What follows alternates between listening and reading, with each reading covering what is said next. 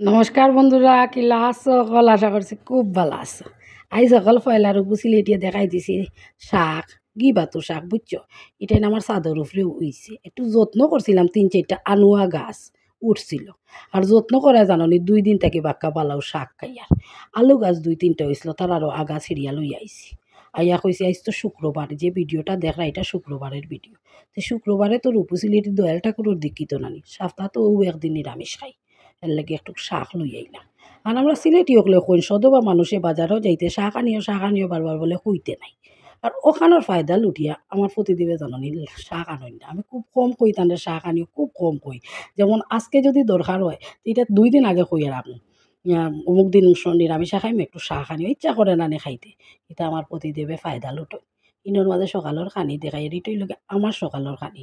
কিছু dry fruits লইছি, যেগুন যেগুন পাইছে, কাজু কিশমিশ খেজুর আখরোট ব্ল্যাকবেরি যতটা আছে আর সকলটা ইনোর মাঝে কলাও এগুলো দিমই আমি এখন লইছি না ক্যামেরা করতে। ওরকম করিয়া নানি আর অমলি গরম দুধের মাঝে 2.5 থেকে 3 চামচ 4 চামচে ওটস লইয়া নানি, মানে ছোটো বাটি 1 বাটি হইতো মোটের উপরে। আর ও দেখো কলাও দিলাইছি।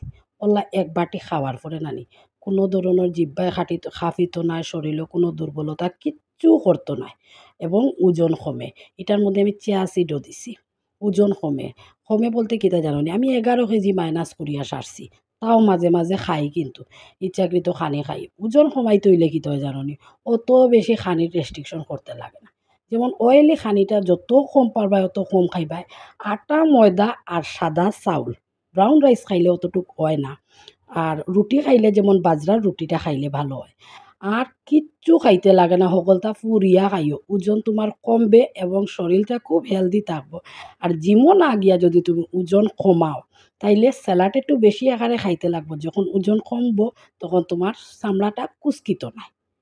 আর নাইলে যদি তুমি স্যালাডটা কম খাইয়া শুধু এইরকম খানি খাও, তাইলে তোমার যখন ওজনটা বেশি আকারে কমবো তখন তোমার মানে চামড়াটা একটু কুচকি যাব। এর লেগেও মানুষ জিমও যায়, জিমও গেলে কি হয়, মানে ওজন তো কমবও তোমার, আর তোমার স্কিনটাও টাইট হয়ে যাব। তো স্কিনটা টাইট রাখার লেগিয়া করে নিলেও হয়ে যায়, একটু স্যালাড বেশি খাইলে হয়। এর লেগে আমি রাত্রেবেলা বেশিরভাগ স্যালাড আর ডিম সিদ্ধ খাই।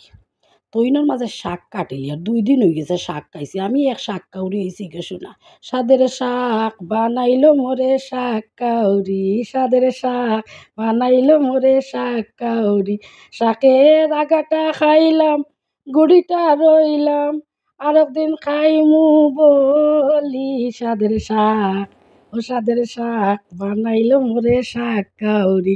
আমার জানো শাকটা খাইতে এত ভাল লাগে, কইলাম না নি আমার জামাইও ফায়দা লইন, কইতে বলে পারে না।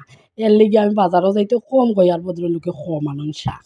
তো ইনোর মাঝে জানো নি কুচি কুচি আলু ভাজা, যেটা ওজন বড়ই বেশি আলু আছে, এটা বাগলে চুটলে কুচি কুচি করি একদম কুরকুরি, যেরকম খাইতে করাত করাত শব্দ করে ওরকম করছে করিয়া। শাক অল্পও করছি, এত স্বাদ হইছিল। আপনারা ওরকম একদিন গিবাতো শাক খাইয়া দেখবা, খুব বেশি স্বাদ হয়।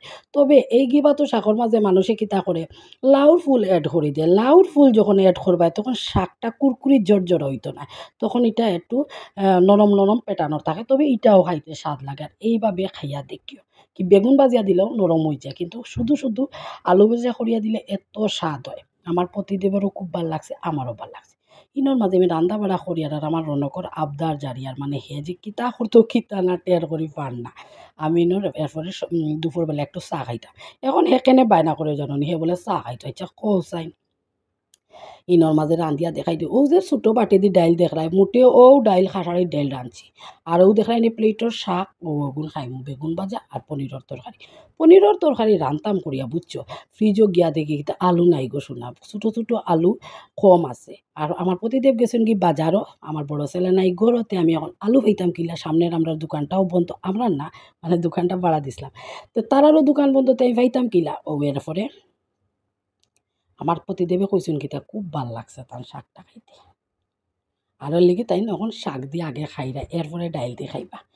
তে আলু কম থাকায় নানি আমি কুয়াশ একটা গরু আসলো ওটা অ্যাড করে দিছি। আর আমার ফুলাইনতে যদি দেখি লাইন তো পাগল হয়ে যাবা। এর লিগে আমি কিতা করছি জানো নি, পটেটো মেশার দিয়া বালা করি কিন্তু গুড় চুনা দিলাইছি। আর গুড় চুনা দিতে আমার রনকে আইয়া কয় কিতা হে গুড় চুনা দিত।